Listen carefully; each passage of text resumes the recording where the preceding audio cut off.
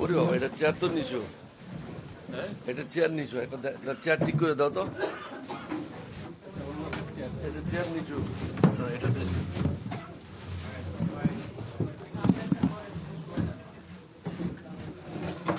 এটাও নিচু, যাও।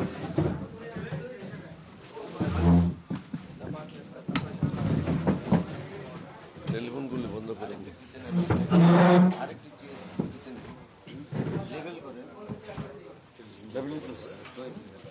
টেলিফোনগুলি বন্ধ করে দেন তো প্লিজ।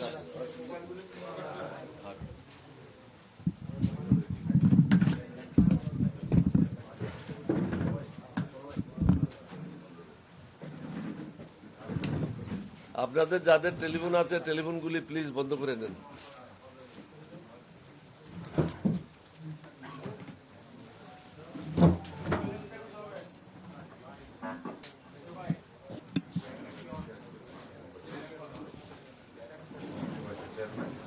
আপনারা রেডি হলে বলেন।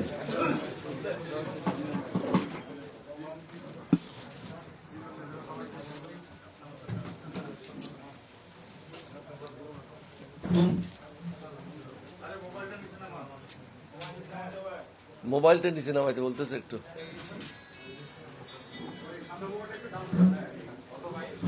এই মোবাইলটা আর একটু নিচে করতে বলতেছে।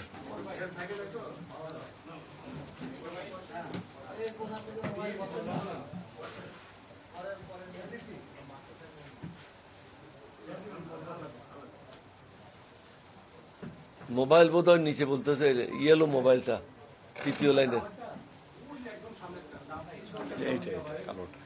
কোনটা? কালোটা?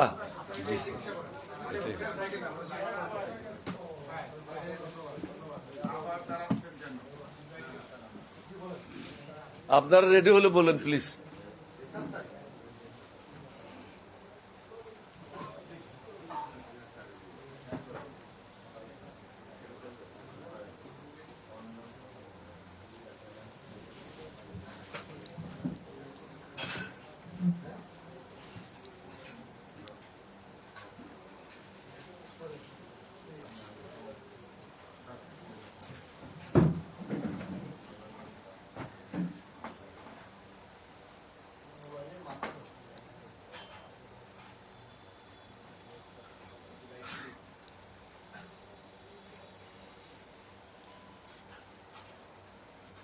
রেডি?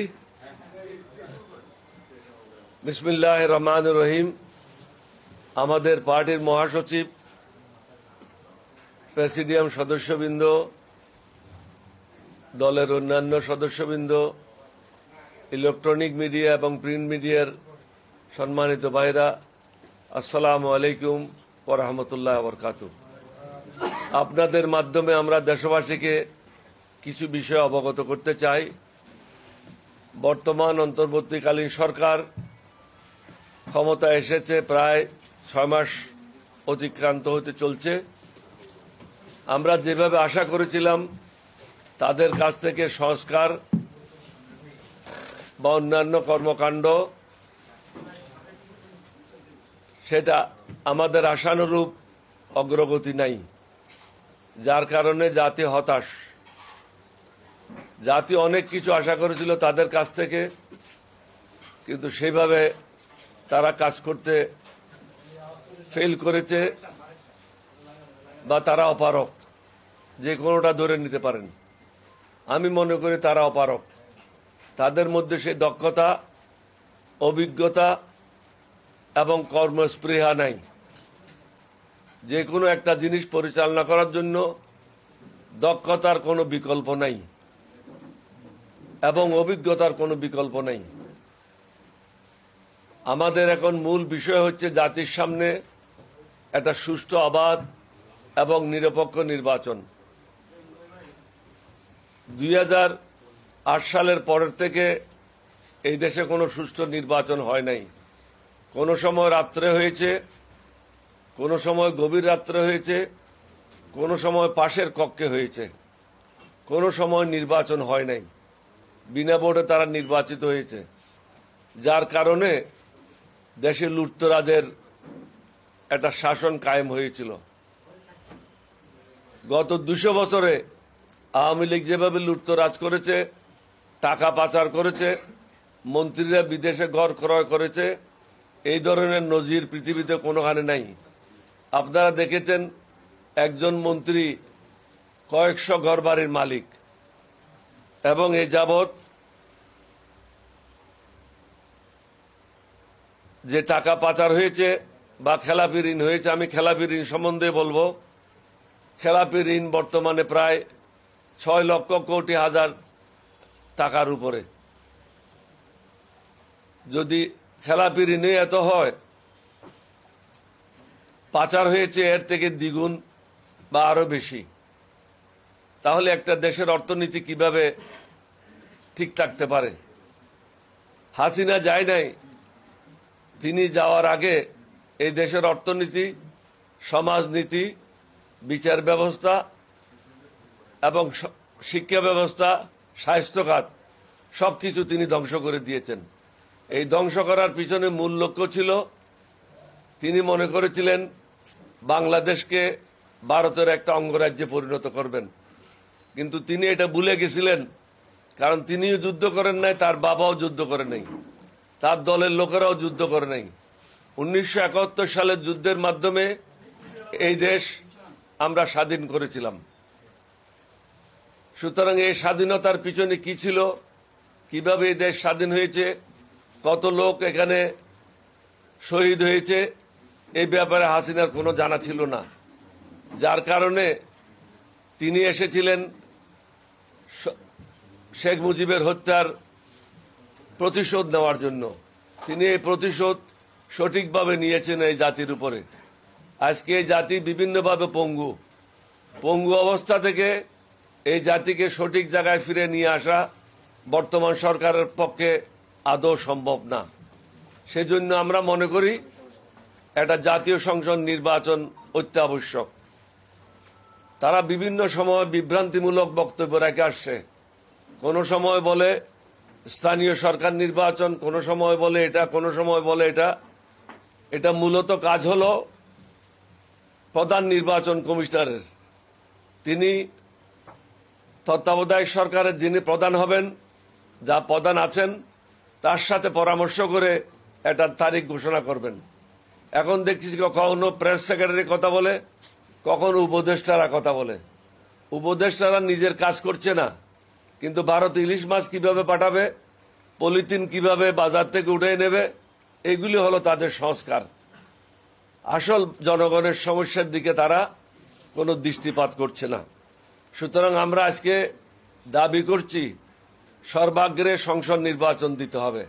যদি সংসদ নির্বাচন না দেয়, তাহলে আমরা বাধ্য হব ঐক্যবদ্ধভাবে এই সরকারের বিরুদ্ধে আন্দোলন করার জন্য।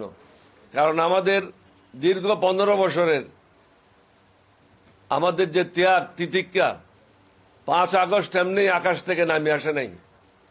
5 আগস্ট হয়েছে আমাদের কর্মফলের কারণে। কারণ 15 বছর আমরা এই সরকার বিরুদ্ধে আন্দোলন করেছি, জনগণকে প্রস্তুত করেছি, যার কারণে ছাত্র জনতা যখন জুলাই মাসে আন্দোলন শুরু করলো, সেটা সফল হয়েছিল। কারণ মাঠটা উত্তপ্ত করেছিল কে? মাঠটা উত্তপ্ত করেছে রাজনীতিবিদেরা। আর যদি কেউ মনে করে 5 তারিখ বোধহয় তারা বিশ্ব বিজয় করেছে, আসলে বিশ্ব বিজয় করে নাই।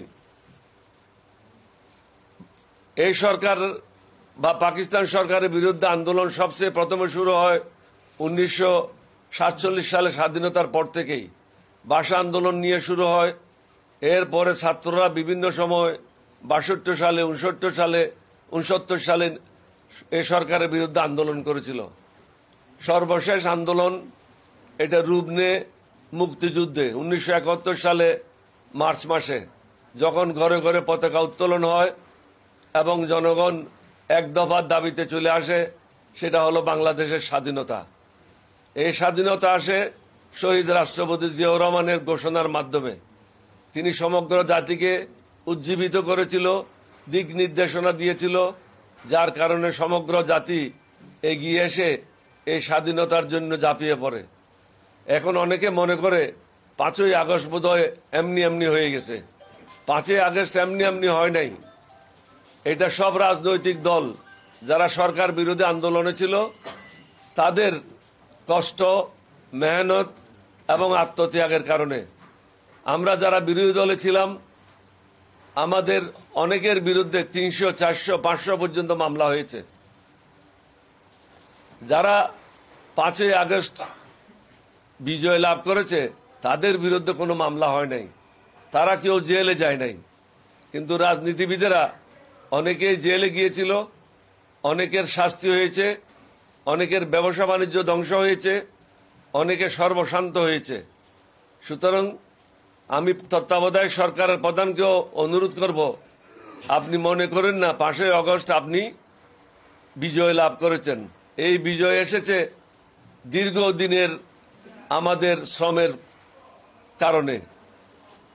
সুতরাং আমাদের এখন দাবি হল সর্বাগ্রে জাতীয় সংসদ নির্বাচন। জাতীয় সংসদ নির্বাচনের পর আমরাই সিদ্ধান্ত নেব, যারা নির্বাচিত হবে তারাই সিদ্ধান্ত নেবে স্থানীয় সরকারের নির্বাচনগুলি কখন কিভাবে হবে। অন্যথায় আমি আবারই বলছি, একবার বলেছি, আমরা আন্দোলনে নামতে বাধ্য হব। আমি বিএনপিকে অনুরোধ করব, আমরা সর্বাগ্রে আমাদের প্রেস কনফারেন্সের মাধ্যমে বলেছি একটা জাতীয় ঐক্য প্রয়োজন। এখন আপনারা এটা উপলব্ধি করছেন জাতীয় ঐক্য প্রয়োজন। 6 মাস পরে আমরা 8ই আগস্ট এই কথাটা বলেছিলাম। প্রত্যেকটা রাজনৈতিক দলকে বসে ন্যূনতম কর্মসূচির ভিত্তিতে একটা জাতীয় ঐক্য গড়ে তুলতে হবে, যার মাধ্যমে তত্ত্বাবধায়ক সরকারকে বলতে হবে যে আপনাদের কর্মকাণ্ড এর মধ্যে সীমাবদ্ধ রাখতে হবে, এটার বাইরে কোনো কর্মকাণ্ড হবে না। আপনারা সংস্কার করেন, আমাদের কোনো আপত্তি নেই। আমরাও চাই সংস্কার। আমরা চাই যে সমস্ত দুর্নীতিবাজেরা, লুটেররা টাকা লুণ্ঠন করেছে, ব্যাংকের টাকা লুণ্ঠন করে খেলাপি হয়েছে, তাদের বিরুদ্ধে ব্যবস্থা নেওয়া হোক। কিন্তু আজকে 6 মাসের মধ্যেও আমরা দেখছি না কোনো বড় বড় ব্যবসায়ীরা অ্যারেস্ট হয়েছে বা তাদের বিরুদ্ধে কোনো ব্যবস্থা গ্রহণ করেছে। বরং আমাদের কাছে সংবাদ আছে কোন কোন রাজনৈতিক দল ব্যবসায়ীদের কাছ থেকে টাকা নিয়ে তাদেরকে আশ্রয় দিচ্ছে। অর্থাৎ আমরা আন্দোলনের সাথে বেইমানি করছি। আমাদের দাবি, আবার আমি বলবো, আওয়ামী লীগের যে সমস্ত দুষ্কৃতিকারীরা, দুর্নীতিবাজরা, লুটেররা, গণতন্ত্র হত্যাকারীরা, মানুষের মানবাধিকার ধ্বংসকারীরা, নির্বাচন যারা বানচাল করেছে এবং গণতন্ত্র যারা ধ্বংস করেছে, তাদের বিরুদ্ধে কঠোর ব্যবস্থা নেওয়া হোক। 6 মাস হয়ে গেল, কাকেও এখনো কাঠগড়ায় দাঁড়াইতে আপনারা পারেন নাই। তাদের এতদিনে কয়েকজনের শাস্তি হওয়া উচিত ছিল। যে সমস্ত লোকেরা হাসিনাকে ক্ষমতায় টিকিয়ে রাখার জন্য কাজ করেছে, আমরা আশা করেছিলাম তাদেরকে বরখাস্ত করবেন, কিন্তু আপনারা তাদেরকে বদলি করছেন। বদলি করলে হচ্ছে কি, সাপ ভিতরে থেকে যাচ্ছে ঘরের ভিতরে। সাপগুলিকে মেরে ফেলতে হবে, কারণ এগুলি বাংলাদেশের শত্রু, স্বাধীনতার শত্রু, দেশের শত্রু, জনগণের শত্রু। এই শত্রুদেরকে রেখে এখানে নির্বাচন করলে কোনো লাভ হবে না। তাদের বিরুদ্ধে কঠোর ব্যবস্থা আমাদেরকে গ্রহণ করতে হবে। এবার আসে অন্যান্য ব্যাপারে। পরিবেশ, ঢাকা এখন সর্বনিম্নে, সবচেয়ে উপরে। বাংলাদেশের উপরে পরিবেশের ব্যাপারে আর কোন রাষ্ট্র নাই। বাংলাদেশ এখন 1 নম্বরে অবস্থান করছে। অথচ এই সরকারের পক্ষ থেকে পরিবেশ ঠিক করার ব্যাপারে কোনো উদ্যোগ আমরা দেখছি না। পলিথিন নিয়ে কাজ করছে। আমরা পলিথিন নিয়ে কাজ করার জন্য আপনাদেরকে দায়িত্ব দিই নাই। আপনাদেরকে দায়িত্ব দিয়েছি যেগুলি মোটা দাগের সংস্কার প্রয়োজন সেগুলি আপনারা করবেন, জনগণের স্বাস্থ্য উন্নতির জন্য যা প্রয়োজন সেটা করবেন। সিলেট, চট্টগ্রাম এবং কক্সবাজার এলাকাতে পাহাড় কাটা হচ্ছে, সরকার নীরব দর্শকের ভূমিকা পালন করছে। এই পাহাড়গুলি কাটার ফলেও ভারসাম্য নষ্ট হচ্ছে, এবং পরিবেশের ক্ষতি হচ্ছে। পাচার করা অর্থ সম্বন্ধে আমি আগেই বলেছি, পাচার করা অর্থ আজকে 6 মাস হয়ে গেল, তাদের কাছে উদ্ধার করার কোনো ব্যবস্থা আমরা দেখছি না। যাদেরকে আপনারা জেলে নিয়েছেন তারা জামায়া ধরে মুরগি খেয়ে দিন কাটাচ্ছে এবং তাদের মোবাইল টেলিফোনের মাধ্যমে 1-2 ঘন্টা কথা বলে হাসিনার সাথে তারা যোগাযোগ করছে। পৃথিবীর বিভিন্ন জায়গায় আওয়ামী লীগের যারা সন্ত্রাসী আছে তাদের সাথে যোগাযোগ করছে, যার কারণে প্রত্যেক দিন বিভিন্ন জায়গায় কর্মসূচি আওয়ামী লীগ পালন করছে। পক্ষান্তরে এগুলো আওয়ামী লীগের কর্মসূচি, নাম দেওয়া হচ্ছে অন্যান্য দলের। কখনো সচিবালয়ে আগুন, কখনো এখানে মারামারি, কখনো ওখানে হত্যাকাণ্ড, কখনো কারো গলা কাটা হচ্ছে। এগুলির পিছনে হচ্ছে সব শেখ হাসিনা এবং তার লোটা বাহিনী। লোটা বাহিনীর বিরুদ্ধে আমরা বহুবার বলেছি, আপনারা তাদেরকে বরখাস্ত করেন। বদলি করা কোনো সমাধান নয়, তাদেরকে অবসর দেওয়া কোনো সমাধান নয়। তারা এই জাতির অর্থ সম্পদ ধ্বংস করেছে, সবাই দুর্নীতির সাথে জড়িত ছিল। সুতরাং তাদেরকে বরখাস্ত করে প্রয়োজন উল্টা লটকায়ে সরওয়ার্দী উদ্যানে প্রকাশ্যে তাদের কাছ থেকে টাকা উদ্ধার করার ব্যবস্থা গ্রহণ করতে হবে। কারণ এই টাকা কারো বাপের টাকা না, এই টাকা হলো সাধারণ মানুষের টাকা। এই টাকা তারা লুণ্ঠন করে জেলখানায় মুরগি খেয়ে দিন কাটাবে, আর আমরা এখানে ঘাস কাটবো। এটা এই তত্ত্বাবধায়ক সরকারের এটা চিন্তা করা উচিত না। আপনারা এটাও দেখেছেন, রাস্তায় প্রত্যেক দিন নির্মম হত্যাকাণ্ড ঘটছে, এই হত্যাকাণ্ড থামছে না এবং ছিনতাই রাহাজানি রাস্তায় বহুগুণ বেড়ে গেছে। মাদক দ্রব্যের ব্যবসা প্রসার লাভ করছে। মাদক বন্ধ করার কোনো ব্যবস্থা এই সরকার দৃশ্যত করে নাই। যখন যার ইচ্ছে রাস্তা বন্ধ করে দাবি দেওয়া আদায়ে ব্যস্ত। মনে হয় দেশে হরিলুট চলছে। রাস্তায় কর্মসূচি পালন করলে অন্তর্বর্তীকালীন সরকার দাবি দেওয়া মেনে নিচ্ছে। সুতরাং মানুষ আরো উৎসাহিত হচ্ছে। যখন দাবি দেওয়া মানে নেওয়া হচ্ছে, তখন বাকিরা মনে করে আমরাও আমাদের দাবি দেওয়া নিয়ে রাস্তায় নামি। সরকারকে এগুলি কঠোর হস্তে দমন করতে হবে। এই সরকারের পক্ষে এগুলি দমন করা আর সম্ভব না, যার জন্য আমরা জাতীয় সংসদ নির্বাচনের দাবি করছি। রাজনৈতিক দলের অনেকগুলি রাজনৈতিক দলের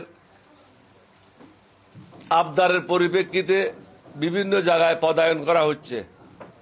আমাদের অনুরোধ হবে, আপনারা পদায়ন করেন, কিন্তু পদায়ন করার আগে তার ইতিবৃত্তান্তগুলি বের করে নিতে হবে। এই লোকটা এই পদের জন্য উপযুক্ত কিনা, তার মাধ্যমে দেশের উপকার হবে কিনা। আমাকে খুশি করার জন্য, রাজনৈতিক দলকে খুশি করার জন্য তাদের লোকগুলি আপনি বিভিন্ন জায়গায় বসায় দেশের জন্য দুর্ভোগ ডেকে নিয়ে আসবেন, এটা কোনো প্রকারে গ্রহণযোগ্য নয়। ভারত থেকে বারবার বলা হচ্ছে মৌলবাদ নতুনভাবে বাংলাদেশে সৃষ্টি হয়েছে। আমরা ভারতের উদ্দেশ্যে বলবো, পৃথিবীতে প্রত্যেকটা লোক মৌলবাদী। কেন মৌলবাদী? আমি মুসলমান হিসেবে আমি ইসলাম ধর্মের মূল মন্ত্রে বিশ্বাস করি, সুতরাং আমি মৌলবাদী।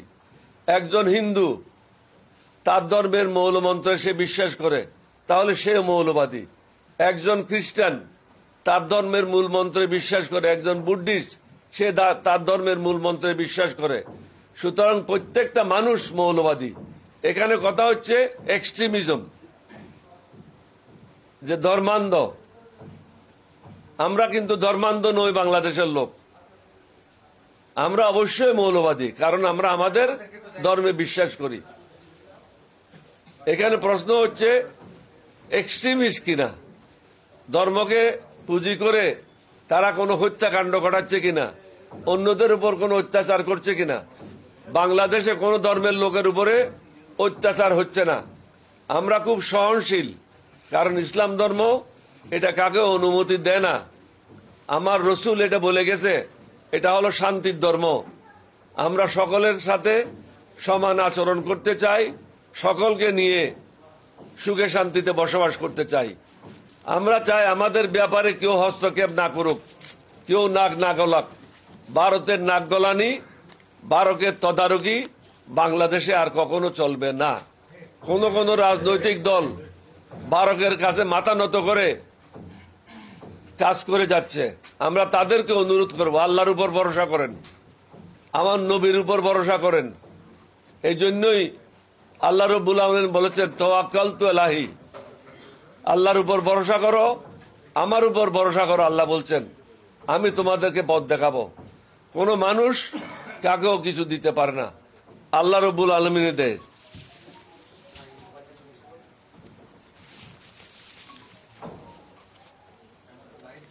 বায়ু দূষণ সম্বন্ধে আমি বলেছি আপনাদেরকে।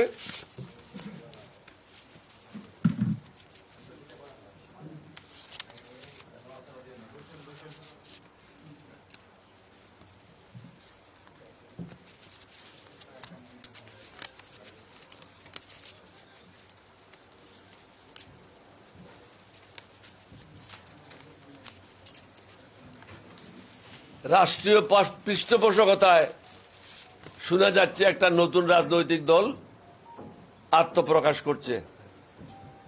এখন আমাদের প্রশ্ন হলো, অবশ্যই সকলের রাজনৈতিক দল গঠন করার অধিকার রয়েছে, কিন্তু রাষ্ট্রীয় পৃষ্ঠপোষকতায় নয়। লক্ষ লক্ষ লোক জমায়েত হচ্ছে, তারা দেশের বিভিন্ন জায়গা থেকে আসছে, বাসে আসছে, কেউ ট্রাকে আসছে। এই পয়সাগুলি কে যোগান দিচ্ছে এটা মানুষকে সবাইকে চিন্তা করতে হবে। লক্ষ লক্ষ লোক জমায়েত করা কঠিন না, কিন্তু হাজার হাজার কোটি টাকা কোত্থেকে যোগান দেওয়া হচ্ছে এটা সমগ্র জাতিকে চিন্তা ভাবনা করতে হবে। আমি আশা করব আমাদের সব রাজনৈতিক দল এই বিষয়গুলি নিয়ে চিন্তা করবে, গবেষণা করবে এবং জাতির সামনে তাদের মতামত তুলে ধরবে। বর্তমান সরকারকে অনুরোধ করব, এমন কোনো কাজ করবেন না, এমন কোন কর্মকাণ্ডে লিপ্ত হবেন না যাতে হাসিনার মতো আপনাদেরকেও পলাতে হয়। এখন কিন্তু আপনারা সেদিকে অগ্রসর হচ্ছেন। আমার অনুরোধ থাকবে, প্রধান উপদেষ্টার কাছে অনুরোধ থাকবে, প্রত্যেকটা উপদেষ্টা কে কি কাজ করছে আপনার দায়িত্ব হলো সেটা মনিটর করা। আমি এটা মনিটরিং এর কোনো কিছু দেখছি না। প্রত্যেক সপ্তাহে একটা মন্ত্রণালয় নিয়ে মিটিং হতে হবে বা দুইটা মন্ত্রণালয় নিয়ে মিটিং করতে হবে, তাদেরকে দিক নির্দেশনা দিতে হবে। তারা বিগত 6 মাসে কি কাজ করেছে সেটার হিসাব নিকাশ নিতে হবে। আগামী দিনে তারা কি কাজ করবে তাদের দিক নির্দেশনা দিতে হবে। না হলে মন্ত্রণালয় যে যার ইচ্ছা, যেভাবে ইচ্ছা সেভাবে কাজ করে যাচ্ছে। এবং অনেক উপদেষ্টা আমি দেখেছি টেলিভিশনের সামনে দুইটা কথাও বলার উপযুক্ততা রাখে না, ঠিকভাবে মানুষকে ব্রিফ করতে পারে না তারা কি করতে পারে, কি করছে। এটা যদি এভাবে কন্টিনিউ হয় আপনারাও হাসিনার মতো জনরোষে পড়তে পারেন।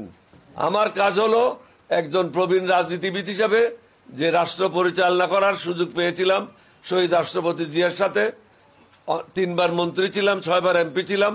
আমার অভিজ্ঞতার আলোকে আমি এটাই দেখতে পাচ্ছি আপনারা জনরোষে পড়ার কাছাকাছি চলে আসছেন। এটার থেকে আপনাদেরকে বেরিয়ে আসতে হবে। এবং যুবকদেরকে বলবো, মুক্তিযুদ্ধকে খাটো করে দেখার কোনো অবকাশ নাই। আপনার বাপ ছিল বলে আপনি পৃথিবীতে এসেছেন, মা বাপ না থাকলে পৃথিবীতে আসতেন না। 1947 সাল না হলে 1971 সাল হতো না। 1971 সাল না থাকলে 2024 সালের জুলাই মাস, অগাস্ট মাস হতো না। আপনারা কয়জন লোক মারা গেছেন এই কর্মসূচিতে? এই কর্মসূচিতে তো সমগ্র জাতি ঐক্যবদ্ধ হয়েছিল। মুক্তিযুদ্ধের সময় সমগ্র জাতি সমর্থন করেছে, কিন্তু যুদ্ধে অংশগ্রহণ করেছে মাত্র 10%, মাত্র 10% মতো লোক। এর থেকে বেশি লোক সক্রিয় মুক্তিযুদ্ধে অংশগ্রহণ করে নাই। কিন্তু আপনাদের যে প্রোগ্রাম ছিল, কর্মসূচি ছিল, প্রত্যেকটা রাজনৈতিক দল মাঠে নেমেছিল, সাধারণ জনগণ মাঠে নেমেছিল। না হলে 5 লাখ ছাত্র বা 2 লাখ ছাত্র হাসিনার মতো এটা স্বৈরাচারকে, নমরুদকে বিদায় করবে, এটা সম্ভব ছিল না। সুতরাং এখানে আপনাদের একক কৃতিত্ব নেওয়ার বা এখানে কাকেও একক কৃতিত্ব দেওয়ার কোনো বিষয় নাই। আমরা বলতে চাই এখানে প্রত্যেকটা রাজনৈতিক দল হাসিনার বিরুদ্ধে যারা ছিল এবং প্রত্যেকটা মানুষ যারা হাসিনার বিরুদ্ধে ছিল তারা সবাই ছাত্র জনতার সাথে রাস্তায় নেমেছিল। সুতরাং আপনারা যদি মনে করেন আপনারা আলেকজান্ডারের মতো দিগ্বিজয় করেছেন, এটা কিন্তু সত্য না। মুক্তিযুদ্ধকে কোনো অবস্থাতেই খাটো করে দেখার বিষয় নাই এবং মুক্তিযুদ্ধের সাথে কোনো কিছু তুলনা করারও বিষয় নাই। এই সংগ্রাম হয়েছে 1 মাস, 1 মাসের মধ্যে মৃত্যুবরণ করেছে ধরে নেন 3000, আর মুক্তিযুদ্ধ করেছি আমরা দীর্ঘ 9 মাস। 3 লক্ষের অধিক মানুষ শহীদ হয়েছে, 2 কোটির মতো লোক গৃহহীন হয়েছিল, অনেক মা বোনেদের ইজ্জত সম্ভ্রম হানি হয়েছিল। কিন্তু এইবার আমাদের যে কর্মসূচি হয়েছে, এই কর্মসূচিতে মা বোনদের ইজ্জত তো হানি হয় নাই, গুলিবিদ্ধ হয়েছে, কেউ চোখ হারিয়েছেন, কেউ অঙ্গহানি হয়েছে, বিভিন্নভাবে আপনারা আহত হয়েছেন, শাহাদত বরণ করেছেন। সুতরাং মুক্তিযুদ্ধের ব্যাপারে মন্তব্য না করার জন্য আমি সাবধান করে দিচ্ছি, কোনো অবস্থাতেই মুক্তিযুদ্ধকে খাটো করে দেখা যাবে না।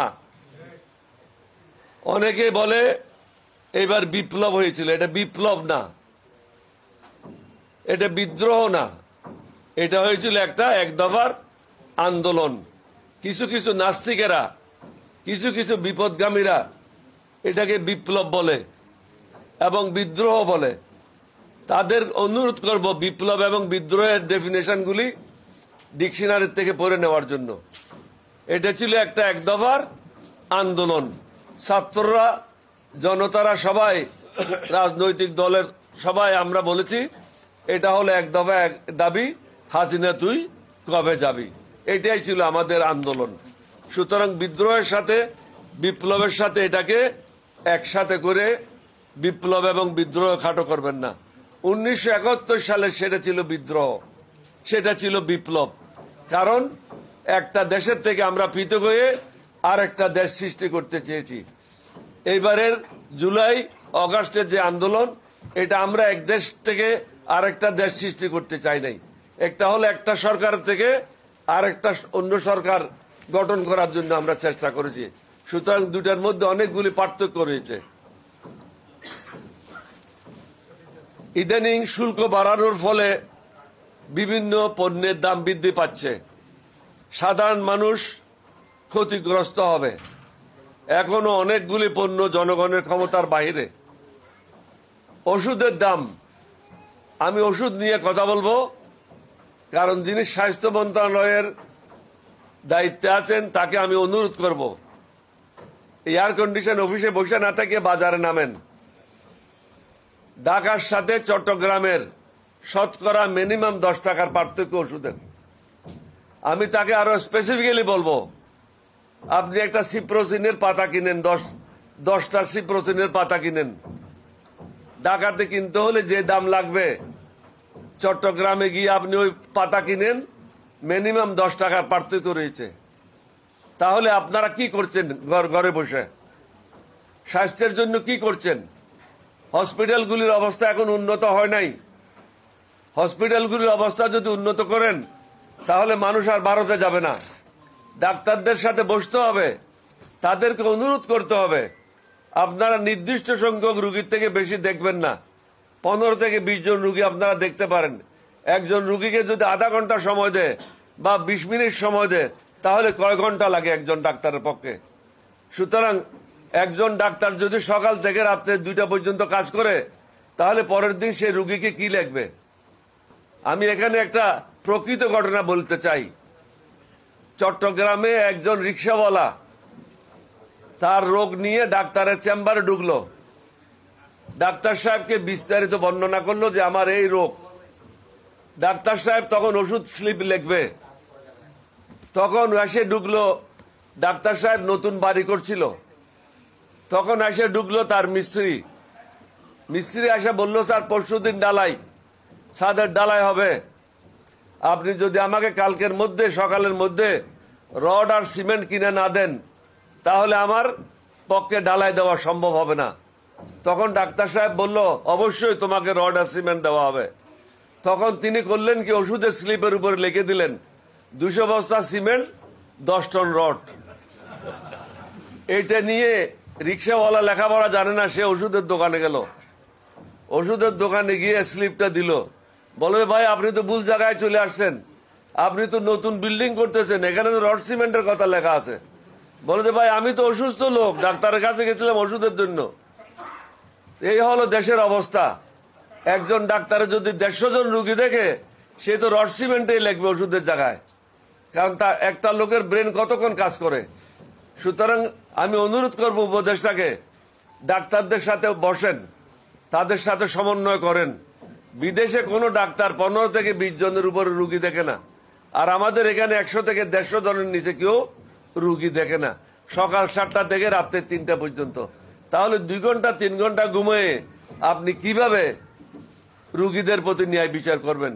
আজকে যদি রুগীদেরকে বলা হয় তোমাকে 5টা ওষুধ দেওয়া হলো, উপরের 1 নম্বর ওষুধটা দেওয়া হলো এই রোগের জন্য, 2 নম্বর ওষুধটা দেওয়া হলো এই রোগের জন্য, 3 নম্বর ওষুধটা দেওয়া হলো এই রোগের জন্য, তাহলে আপনাকে এক্সপ্লেইন করতে হবে। এখন আগের যুগ নাই, মানুষের ঘরে গেলেই তারা গুগলে ঢুকতে পারে ওষুধগুলি কি জন্য দিয়েছে এবং এগুলি কাজ হচ্ছে কিনা, তাকেও এটা দেখার সুযোগ করে দিতে হবে। অনেক সময় ভুলভাবে ওষুধ দেওয়া হয়, রোগী এগুলি খেয়ে এগুলি ব্যবহার করে মারাত্মকভাবে ক্ষতিগ্রস্ত হয়। এটার কারণ হচ্ছে আপনারা 18 থেকে 19 ঘন্টা রুগী দেখেন বা কাজ করেন, হসপিটাল করেন, রুগী দেখেন, তারপরে আপনারা নিজের জীবন আছে, তখন যখন প্রেসক্রিপশন লিখতে যান তখন ভুল প্রেসক্রিপশন লেখেন।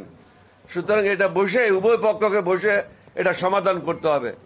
শহীদ রাষ্ট্রপতি জিয়াউর রহমানের সময় আমি বঙ্গভবনে ছিলাম, তখন সরকারি ডাক্তারকে পারমিশন দেওয়া হয়েছিল বাইরে রুগী দেখার জন্য। এর আগে সরকারি ডাক্তারদের প্রাইভেট প্র্যাকটিস করার কোনো অনুমতি ছিল না। এটা কেন দেওয়া হলো?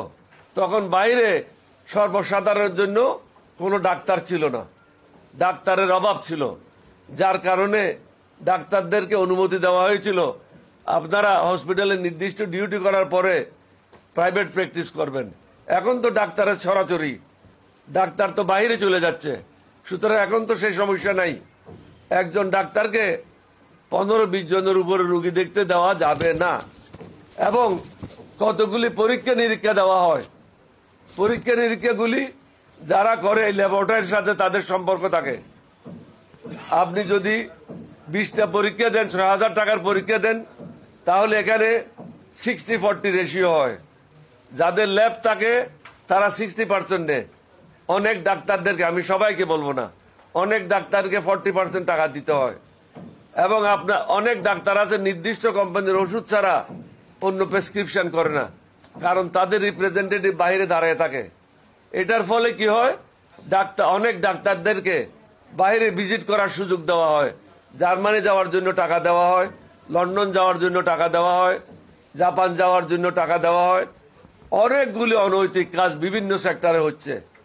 বর্তমান সরকারকে এগুলি দেখতে হবে, আগামী দিন যারা সরকার আসবে তাদেরকেও এগুলি দেখতে হবে।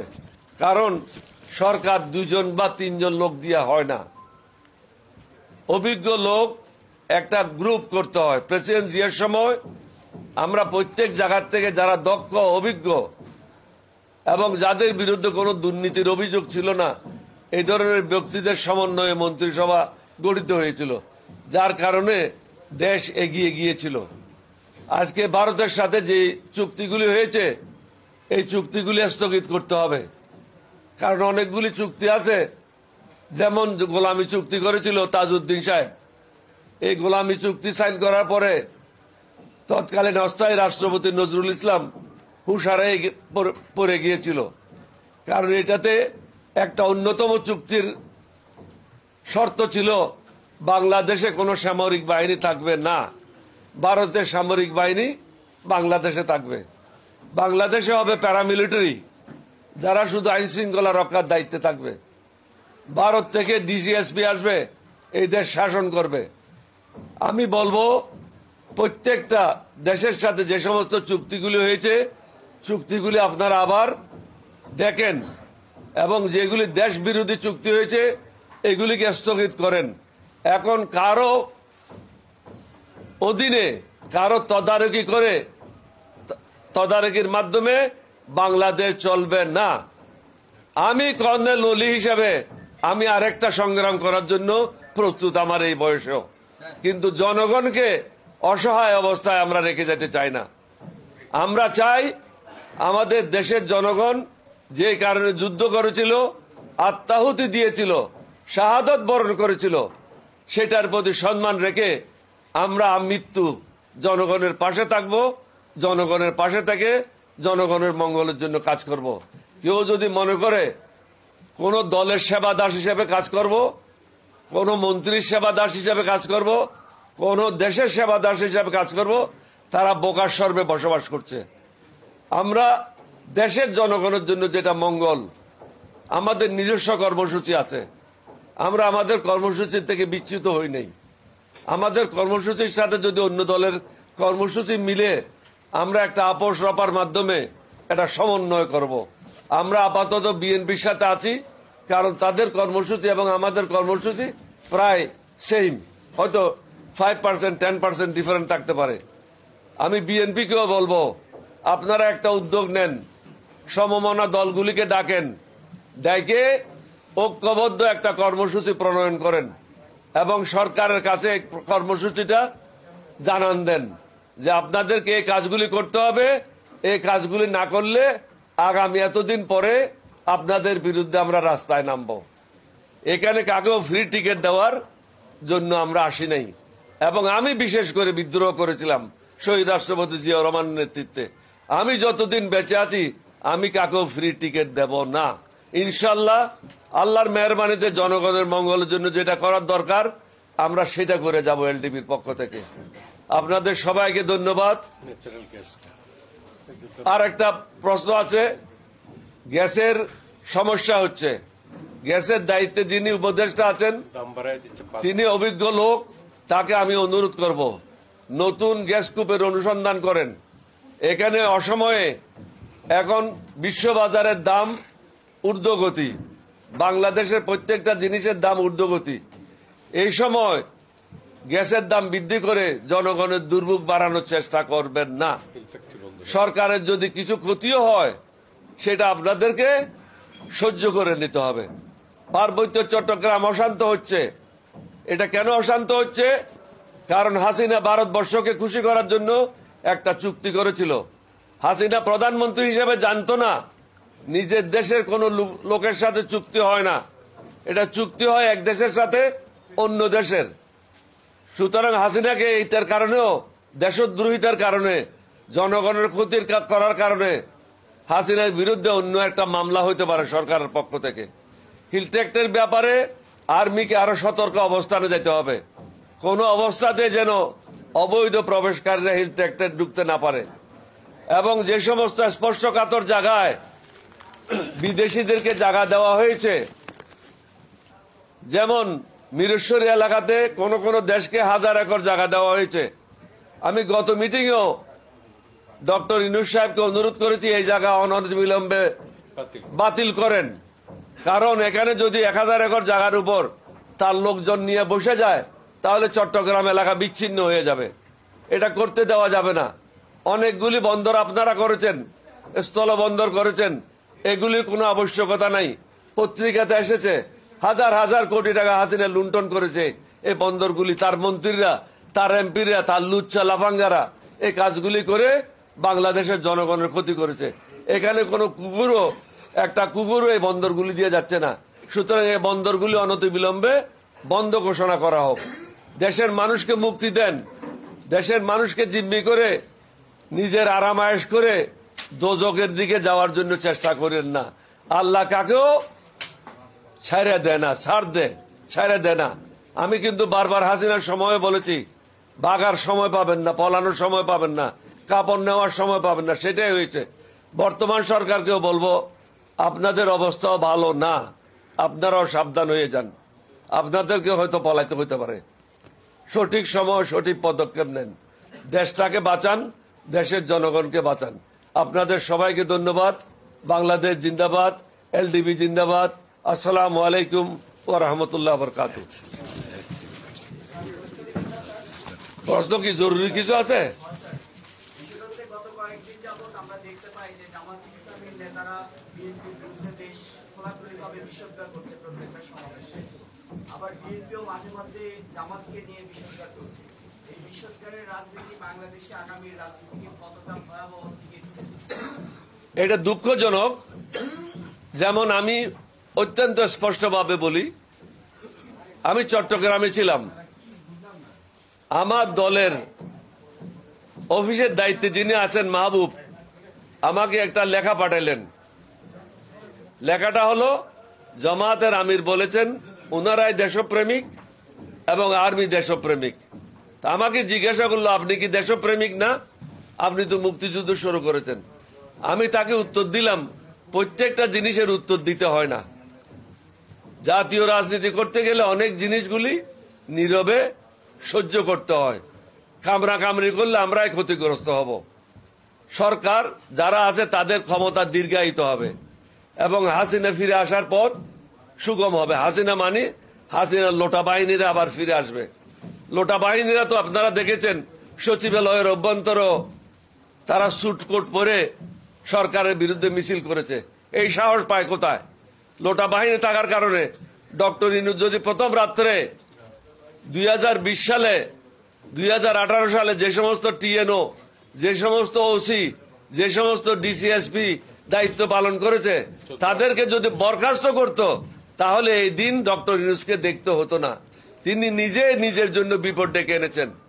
লোটা বাহিনীর সদস্যরা যারা সচিব ছিল, যারা হাসিনাকে বলেছে, যে সমস্ত ব্যবসায়ীরা বলেছে এখনো আপনার সাথে আছি, বিগত দিনেও ছিলাম, মরার পরেও থাকবো, তাদেরকে তো আমরা রাজনীতিবিদের শেল্টার দিচ্ছি।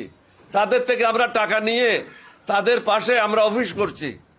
তাদের অফিসে আমাদের লোক থাকছে বিভিন্ন রাজনৈতিক দলের। এটা নির্লজ্জভাবে এই কাজগুলি করা হচ্ছে। না হলে বড় বড় ব্যবসায়ীরা যারা হত্যাকাণ্ডের সাথে জড়িত, যারা এই দেশের মানুষের সম্পদ লুণ্ঠন করেছে, তাদের বিরুদ্ধে তো কোনো ব্যবস্থা এখনো নেওয়া হয় নাই। কোন বড় ব্যবসায়ী যারা হাসিনাকে বলেছিল মরার পরেও থাকবো, অর্থাৎ দোজখে যাবে হাসিনা, তার দোজখেও থাকবে। তো এই দোজখে যারা থাকবে তাদের জন্য কি ব্যবস্থা করা হচ্ছে? শুধু জেলে নিয়ে গেলে হবে না, তাদেরকে আধা ঘন্টার জন্য উল্টা লটকাইতে হবে। উল্টা লটকাইয়ে তাদের কাছ থেকে টাকাগুলি উদ্ধার করতে হবে। এই টাকাগুলি কাদের? এই টাকাগুলি জনগণের। জনগণের টাকা উদ্ধার করার কাজ এই সরকারের, কারণ আপনারা দায়িত্ব নিয়েছেন। আপনাদেরকে জনগণে বলে নাই, আপনারা ছাত্রদের কথায় দায়িত্ব নিয়েছেন, আপনারা 2-1 অ্যাডভাইজারের কথায় দায়িত্ব নিয়েছেন, আপনারা আমাদের সাথে পরামর্শ করেন নাই। আমরা যারা দেশ চালানোর অভিজ্ঞতা রাখি, আমাদের সাথে কোনো আপনারা আলোচনা করেন নাই, মত বিনিময় করেন নাই। সুতরাং আপনাদেরকে জবাবদিহি করতে হবে, তাদের কাছে টাকা উদ্ধারের জন্য ব্যবস্থা নিতে হবে। এখন তো আমি জানি তারা 2-3 ঘন্টা টেলিফোন ব্যবহার করে হাসিনার সাথে কথা বলছে, ভারতের সাথে কথা বলছে, আওয়ামী লীগের যারা লোটা বাহিনীর সচিবালয়ে আছে তাদের সাথে কথা বলছে, বিভিন্ন জায়গায় যারা আত্মগোপনে আছে তাদের সাথে কথা বলছে, বিভিন্ন জায়গায় আন্দোলন এবং ক্ষতিকারক কাজগুলি করার জন্য, গুপ্ত হত্যা করার জন্য তারা ব্যবস্থা নিয়েছে। তারা আমার যে সংবাদ, মার্চ পর্যন্ত তারা অনেকগুলি এই ধরনের ধ্বংসাত্মক কর্মকাণ্ডে লিপ্ত হবে। সুতরাং সরকারকে সতর্ক করে দিচ্ছি। আমি উত্তর দিয়েছি, তুমি যদি না বুঝে থাকো এটা দুঃখজনক। আর কোনো কারো আছে? নাই। Thank you. 1 মিনিট, পিছন থেকে কে বলছে বলেন।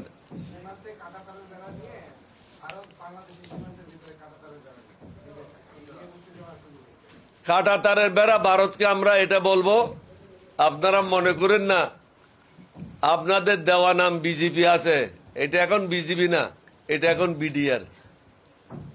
সুতরাং কোন অন্যায় কাজ এই দেশের 18 কোটি মানুষ মেনে নেবে না। আমি আগেই বলেছি আমাদের সৈনিক সংখ্যা হচ্ছে 1 কোটির উপরে। 10 দিনের ট্রেনিং এ 1 কোটি লোক যুদ্ধের জন্য প্রস্তুত হবে। সুতরাং আমাদের সাথে ফাজলামি করে কোনো লাভ হবে না। আপনাদের কাজ আপনারা করেন, আমাদের কাজ আমরা করি। আমাদের উপর মাতবরি করবেন না, আমাদের সাথে বন্ধুত্ব করেন, আমাদের জনগণের সাথে। সরকারের সাথে বন্ধুত্ব করলে কোনো লাভ হবে না। সরকার আসবে, সরকার যাবে, জনগণের সাথে সম্পর্ক করেন।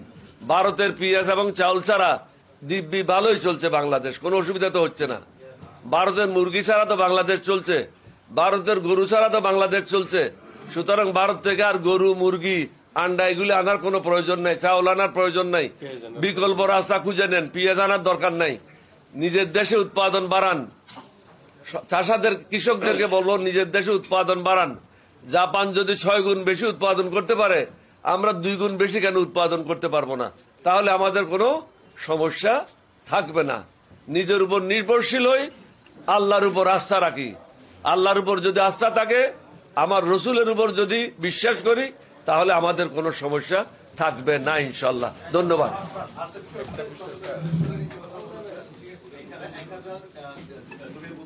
আমি আমার উত্তর দিয়ে দিয়েছি আমার বক্তব্যের মাধ্যমে।